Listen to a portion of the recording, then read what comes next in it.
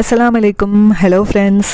GRT Insta கோல்டில் already ஒரு account இருக்கும்போது எப்படி நியூ அக்கௌண்ட் க்ரியேட் பண்ணலாம் அப்படிங்கிறத பற்றி தான் பார்க்க போகிறோம். ஆப்குள்ளே போனதுமே இந்த மாதிரி ஹோம் பேஜில் 2 ஆப்ஷன் காட்டும். அதில் join new GRT insta gold plan இருக்குல்ல, அதை நம்ம கிளிக் பண்ணோன்னா நீங்கள் ஆல்ரெடி ஒரு ஸ்கீம் ரெஜிஸ்டர் பண்ணியிருக்கீங்க, இன்னொரு ஸ்கீம் வேணுமா அப்படிங்கிற மாதிரி கேட்கும்.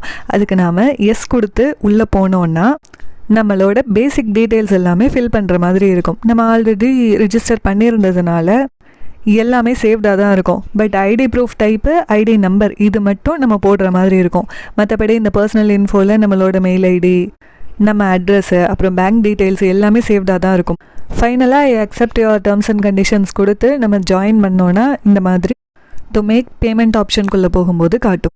நான் ஃபஸ்ட்டு பிளானில் பெனிஃபிட்ஸோடு சேர்த்து 1.5 கிராம் சேர்த்துருந்தேன். அதோடு அதை ஸ்டாப் பண்ணிவிட்டு இன்னொரு பிளானில் தான் ஆட் பண்ணிகிட்ருக்கேன். இப்போ புது பிளானில் 7% பெனிஃபிட்டோடு நான் அடுத்த கோல்டுமே சேர்க்க ஆரம்பிச்சிட்டேன்.